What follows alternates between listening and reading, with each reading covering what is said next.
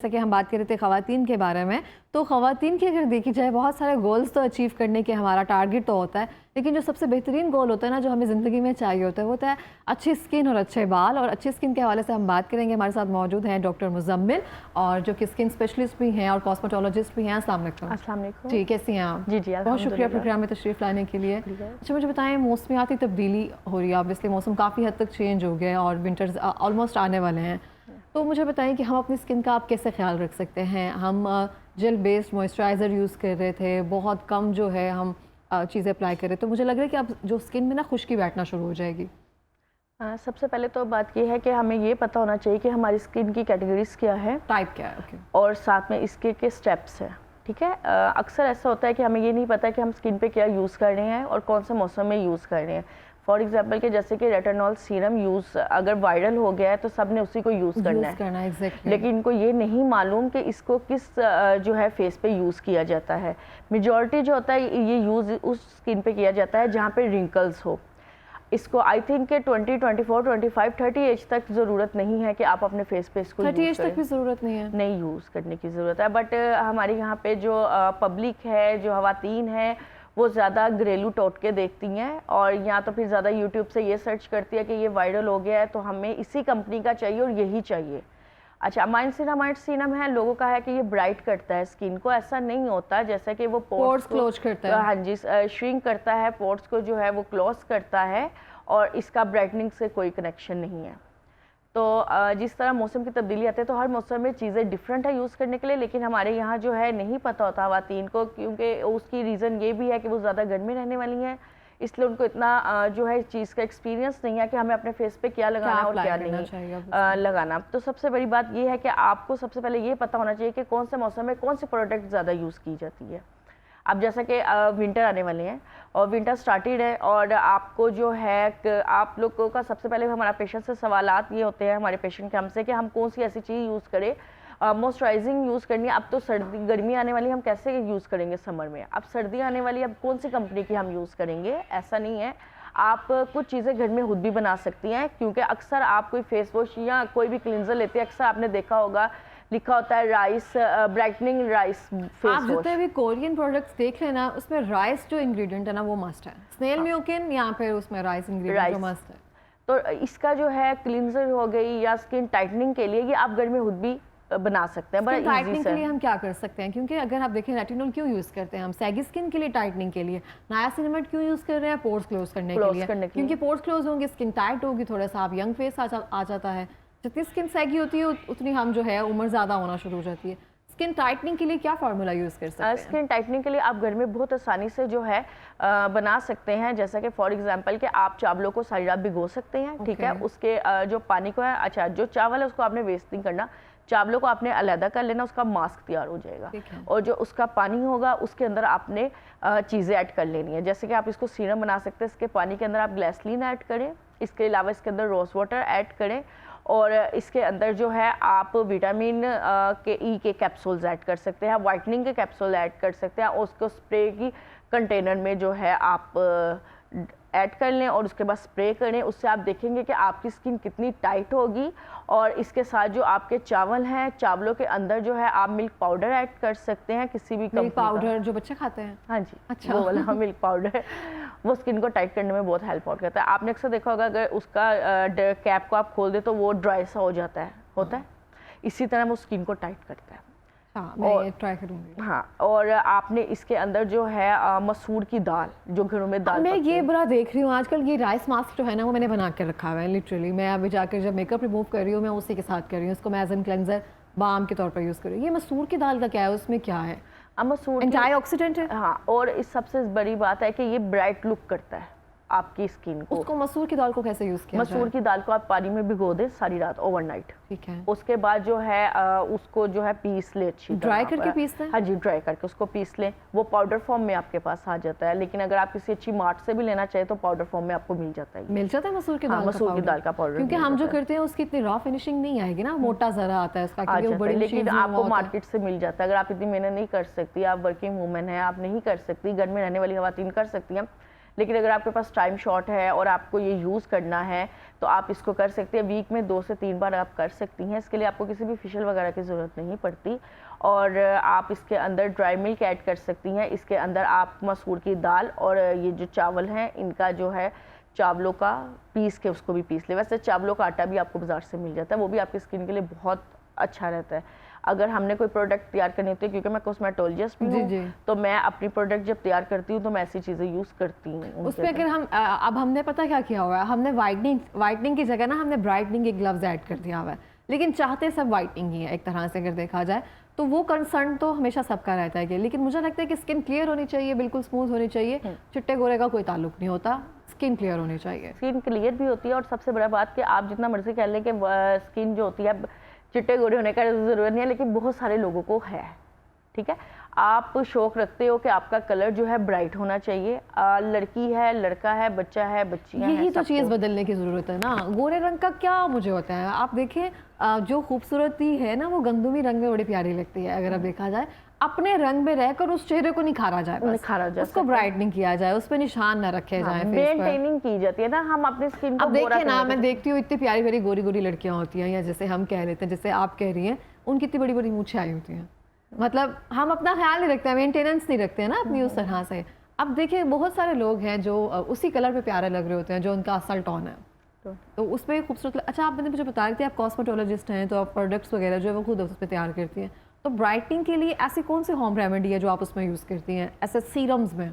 हाँ, as a serum में हमारा सबसे ज़्यादा जो होता है ना, जैसे कि फॉर एग्जांपल राइस जो है, जो आजकल बहुत वायरल हुए हैं, वो सीरम्स हम तैयार करते हैं वाइट हाइड्रेट स्किन को करने के लिए। उसमें क्या क्या इंग्रेडिएंट्स यूज होते हैं? सारे तो नहीं बता सकेंगे, मेनली तो बता दें। हम हाइड्रेट के लिए ये होता है कि हम इसके अंदर जो होता है इस तरह, जिस तरह फॉर चने की दाल, उसको भी हम फेस के लिए यूज़ करते हैं। चने की दाल को पीस के, योगर्ट हो गया, ये बहुत ज़्यादा, ड्राई मिल्क हो गया, ये बहुत ज़्यादा, योगर्ट को फर्मेंटेड करके उसको इस्तेमाल करते हैं। जी जी। और इस तरह की कई चीज़ें ऐसी है, जैसे विटामिन ई के कैप्सूल, डिस्प्रिन की टैबलेट्स है। अल्लाह, डिस्प्रिन की टैबलेट्स भी यूज़ की जाती है? डिस्प्रिन की टैबलेट भी यूज़ की जाती है। अगर इसको आप पीस के अपने फेस पे लगाए तो ये भी फेस को टाइट करती है। डिस्प्रिन की टैबलेट फेस को टाइट करती है? आप कभी ट्राई कीजिएगा। नुकसान हो जाएगा? नहीं, कोई इफेक्ट नहीं होगा इससे बल्कि बहुत अच्छा इफेक्ट आएगा आपके फेस पे। डिस्प्रिन की टैबलेट जैसे हम पानी में घोल कर पीते हैं? पानी में नहीं घोलनी उसको, आपने उसको पीस लेना है। ठीक है। पीस के अपने मास्क, जो भी आप मास्क ब्राइटनिंग के लिए तैयार करेंगे उसके अंदर ऐड कर दें, और ये सारा मिक्सचर बना के अपने फेस पे लगाना, फिर टिश्यू पेपर रखना है। प्रॉपर मास्क जैसे होता है? हाँ, टिश्यू पेपर आपने यूज़ करना है। ये नहीं कि जो आपको मास्क बाहर से मिलते हैं वो आपने यूज़ कर लेना, शीट मास्क, जी, वो नहीं, आपने घर में टिश्यू पेपर लेना है, उसको सारा कवर करना, उसके ऊपर फिर एक कोटिंग करनी है। ठीक हो गया। और उसमें आपने उसको 25 मिनट रखना है। आप देखिएगा जब आप उसको उतारेंगे इंस्टेंट रिजल्ट आपको क्या मिलता है।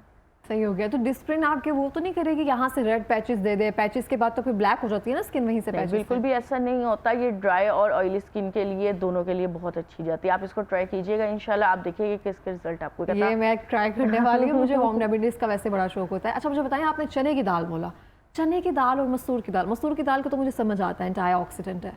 चने की दाल का क्या सीन है? इसमें भी यही होता है। इसमें ये होता है कि जब आप चने की जो दाल होती है ना, इसको आप साइड आप भिगो दें।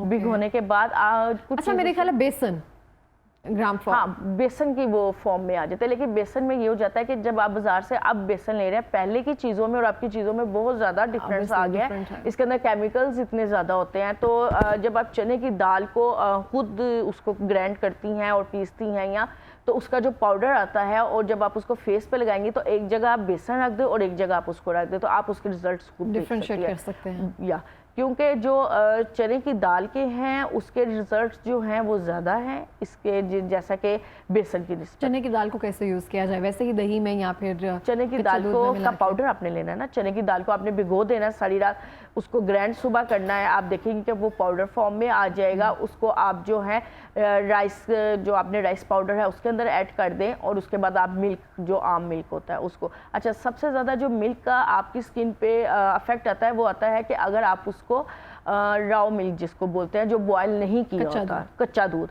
उसके बहुत अच्छे रिजल्ट है। अगर आप उसको और कोकोनट ऑयल को मिक्सिंग करती हैं और उससे क्लींजिंग करते हैं, उसके रिजल्ट बहुत अच्छे आते हैं। कहा जाता है बकरी के दूध के भी एक इफेक्ट्स होते हैं, उसका क्या सीन है? बकरी के ज़्यादा अच्छा होता है? बकरी का दूध बहुत अच्छा होता है। जो मैं सॉफ्ट वगैरह तैयार कर रही हूँ वो बकरी के दूध के ही कर रही हूँ, कोकोनट पाउडर और बकरी के दूध के।